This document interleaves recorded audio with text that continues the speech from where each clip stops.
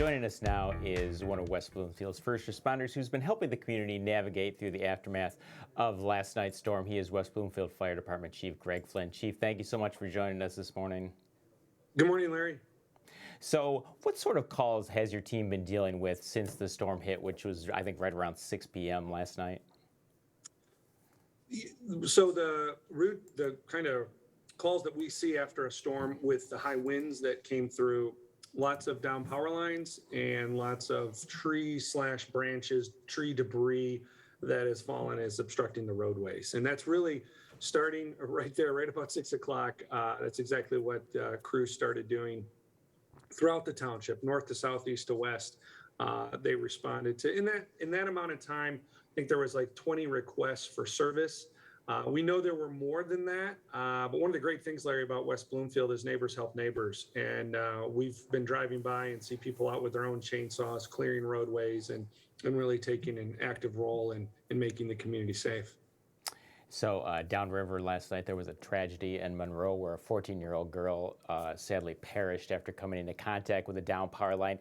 Can you reiterate that what folks should and should not do if they do come into contact with a down power line or see a down power line, excuse me? Sure.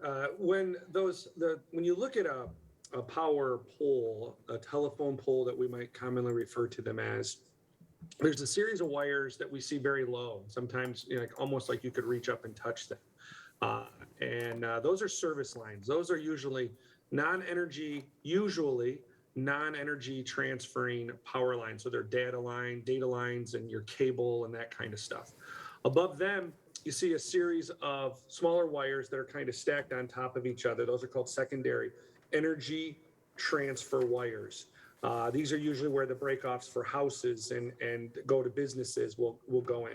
And then all across the top of the pole, you'll see thicker cables that run horizontally. And those are what we call primary lines. And they're carrying lots of energy and distribute them across the grid. When those lines come down, Larry, if a secondary comes down on top of those utility lines, it can energize them. Just like if that secondary or primary line comes down onto a pool metal fence or a chain link fence that's surrounding one property and maybe connects to the next property and the next property and the next property, it can energize all of that conductive surface, all that metal surface. And it's just very important, even if the line looks dead, they can cycle. When I say dead, it looks non-energized. The lines will cycle where a breaker can trip, and then that breaker will reset. So the line could look like it's not energized. And then when it trips again and re-energizes temporarily until that breaker cuts off again, that temporary energizing could lead to a fatal outcome. So did you notice any live wires when you went to some areas that people called out on yesterday? Well, often we will get the report as sparking, arcing, or like a small fire in the tree where the line was live. And then the safety that's built into the system that works often, but not always, cuts the energy from that line. And typically when it's mixed with rain, we get there and often the fire has been extinguished just naturally through the elements.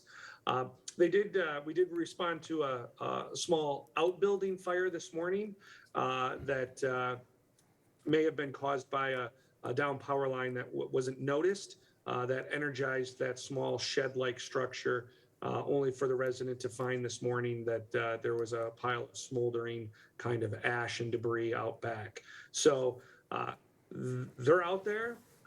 They do fall down, and West Bloomfield has plenty of trees that all these wires are running through. And when those trees come down and snap those lines, the power line may not make it all the way to the ground, Larry. It could still be up in that tree, and that's where you'll smell the burning and the smoldering. And the best thing to do is just to call 911, and we'll send crews out. We'll tape off and secure the area, and then we'll use the same app that residents are encouraged to use and report that outage or that down power line to DTE. And that's, they can go to outage.dtenergy.com and report that. DTE is getting heavy volume on their phone lines.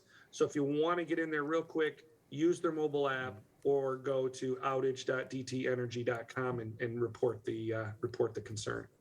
Do you have any updated figures on how many residents are still being affected by power issues right now? I haven't, but the place that I go for that is the app, and so I know that DTE, when we have the opportunity to talk with them, and we do on a regular basis with their community advocates that talk to their public safety connections within the community, that they saw this storm coming and they were ready for it. So they have a team of line workers that are out there already in the field and supervisors assessing the damage. And I'm very confident that we're going to see people coming up. And the advantage of today is it's a little overcast, a little bit cooler. So I think that should make it a little bit more tolerable until they can get everybody fully energized again. One thing I was curious about, West Bloomfield is home to so many senior care facilities. Are a lot of these facilities equipped with generators that can keep their equipment going? A lot of it is helping to, keep some of their patients, alive. Yeah, that's a great question. And we do have an answer for that. That's part of a disaster plan that we encourage all of our extended care facilities to have. So that continuity of that energy source, that backup energy source, and they do. And that's very important for us all to have. And I think you bring up another good point where when we have those types of secondary power that can be generated that's already hooked up to a commercial building or to your residence, those are all set up and positioned well to operate safely.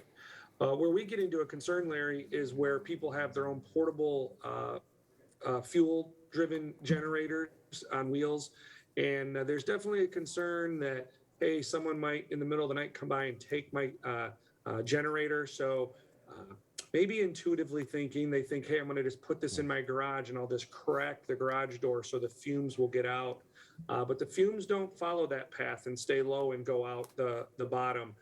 They begin to collect within the enclosed structure, and then that starts to creep into the home and can bring in carbon monoxide, the silent but deadly killer gas. And so generator safety is very important. We want it away from the house, and we want it away from combustibles because the generator muffler gets hot. And, think ahead, have a chain, have a padlock, put it around a tree so that it's safe, keeps your generator safe while keeping your family comfortable inside with lights in the refrigerator cool and all of those things. So we just got to think ahead. Being prepared is a great approach for when severe weather strikes. Well, and we know you and all the folks there at the West Bloomfield Fire Department help to keep us prepared. And we want to thank you so much for joining us, and thank your team for all their hard work during this storm that's popped up here last night. You're very welcome, Larry. Thanks for the opportunity to join you.